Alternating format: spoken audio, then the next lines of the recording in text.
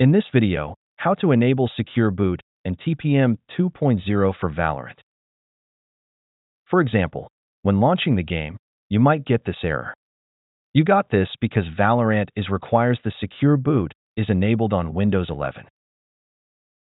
Additionally, if the TPM is not enabled, you will get another error. So, to play the game, we need to enable TPM and Secure Boot in BIOS. First, type msinfo32 in Windows Search to open the System Information app. As you can see, the Secure Boot state is currently disabled.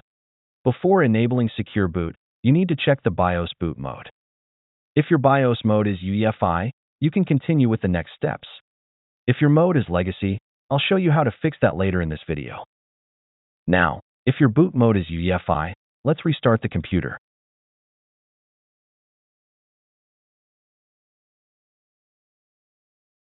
Press the Delete key repeatedly to enter the BIOS setup. For example, this is a Gigabyte motherboard. Press F2 to switch to Advanced mode. In Advanced mode, use the arrow keys to go to the boot menu. Make sure that CSM support is disabled. If it's enabled, your computer is using Legacy mode, and you'll need to follow the steps later in this video. Now, go to the Secure Boot option. Press Enter to enable it. If you see a message saying Secure Boot is in setup mode and no keys are installed, you can select OK to continue. You will see that Secure Boot is enabled but not active yet. To activate it, move to the Secure Boot mode option. Change it from Standard to Custom. Then change it back from Custom to Standard. A new pop-up will appear asking to install the default Secure Boot keys. Select Yes to install them. In this step, you need to select No instead of Yes.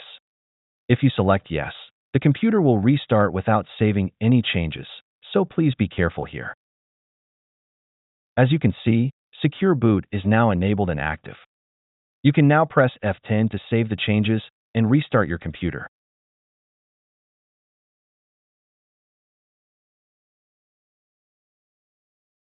Once the computer restarts, open the System Information app again to verify it's working. Now, Secure Boot is enabled. In some cases, you might see that the BIOS mode is Legacy. This means your computer was installed using an MBR partition style.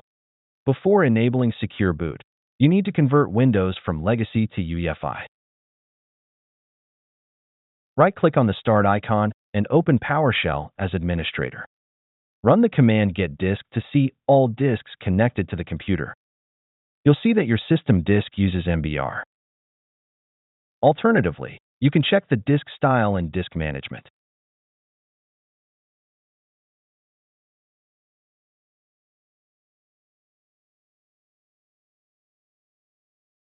We need to convert the system disk from MBR to GPT to support UEFI mode. Windows has a built-in tool that lets you do this safely without losing any data. First, run the command to check if your system can be converted from MBR to GPT.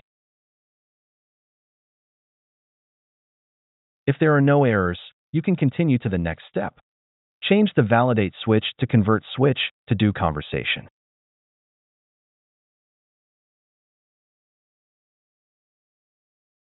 It might take a while. Please be patient. Once it's finished, Windows has been converted successfully, and the system disk is now GPT.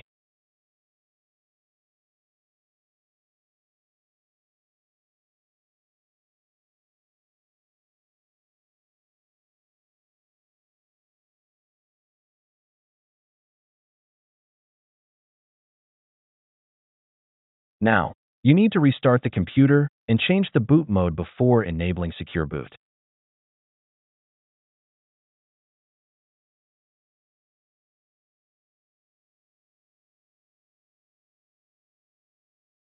As you can see, CSM support is enabled and Secure Boot is not available. So you need to disable CSM support first. Once CSM support is disabled, you'll see that the Secure Boot option becomes available. On some laptops, you can disable CSM support by changing the boot mode from legacy support to UEFI. Additionally, you can disable legacy support instead of CSM to get the same result.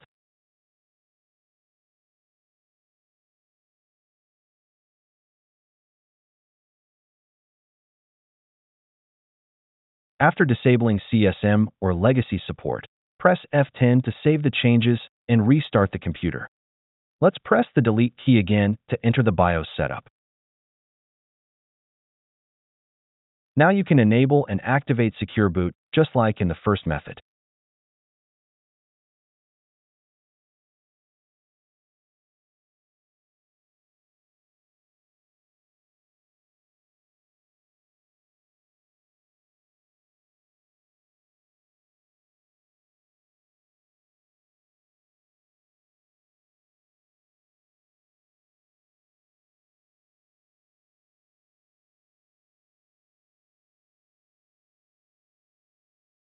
As you can see, Secure Boot has been enabled successfully, and the BIOS boot mode has changed from legacy to UEFI.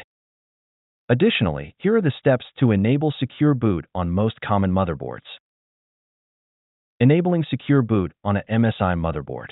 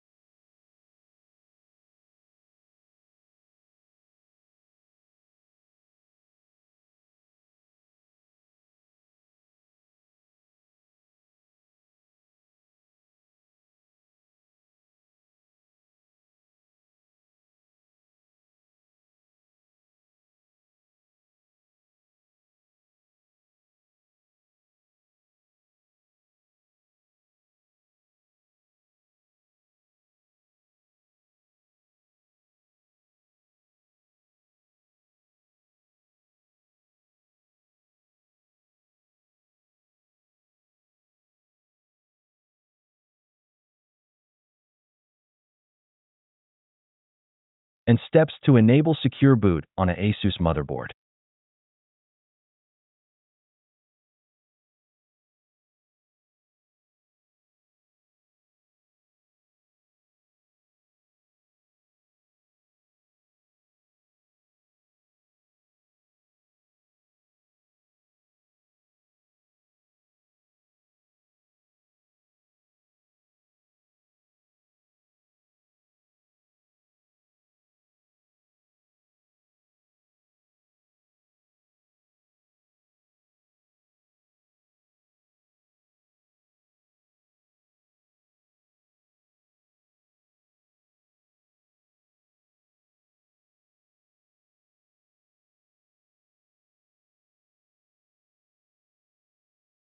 Steps to enable Secure Boot on an ASRock motherboard.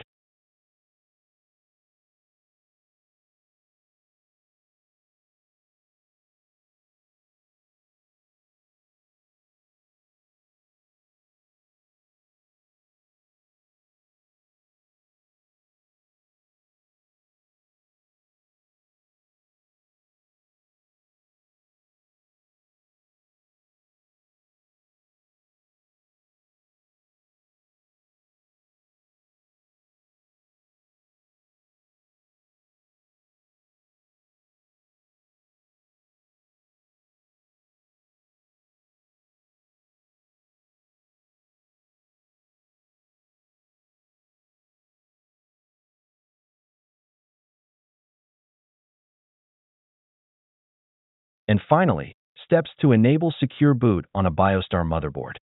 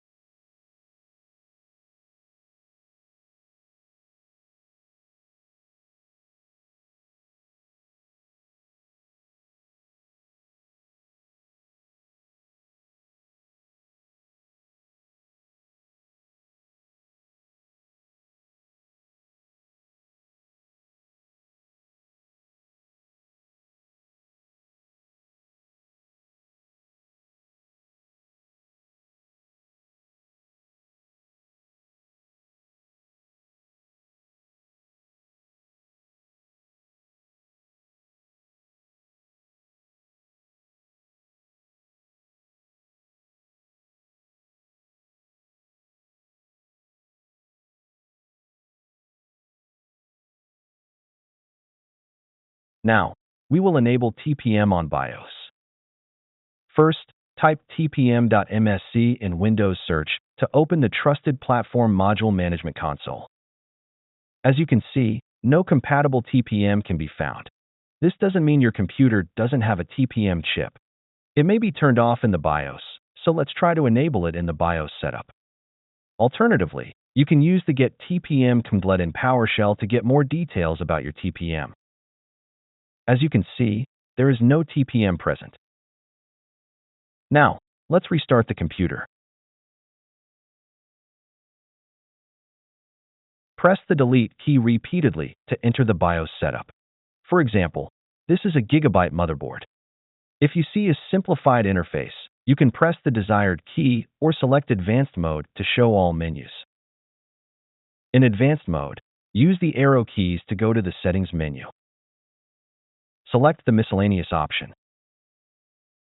Make sure AMD CPU fTPM is enabled. Now, select Trusted Computing. Enable the Security Device Support option. Depending on your CPU and motherboard, the setting may appear with different names. For Intel systems, you can look for these options. For AMD systems, you can look for any of the following settings. Additionally, depending on your motherboard model, the TPM settings may be found under a tab labeled Advanced, Security, or Trusted Computing. You can now press F10 to save the changes and restart your computer.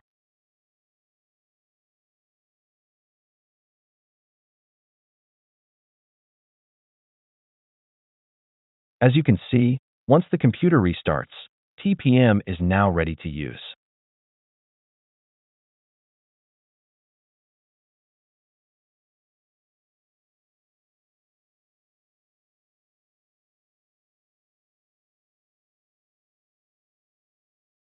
In this part of the video, I will show you the steps to enable TPM on other common motherboards.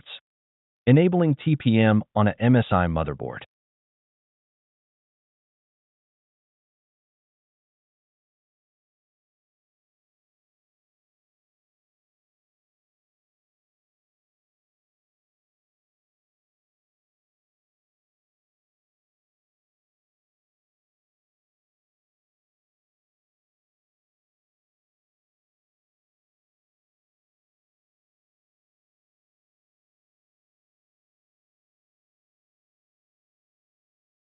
Enabling TPM on an Asus motherboard.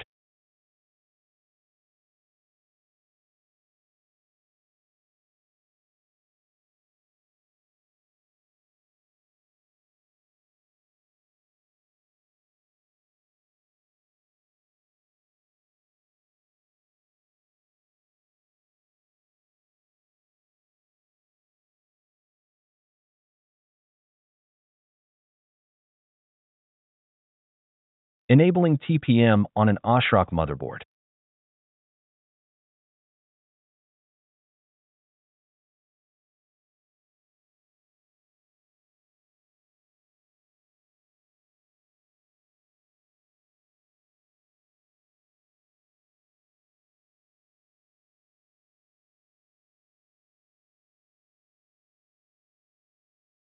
That's it. Thanks for watching.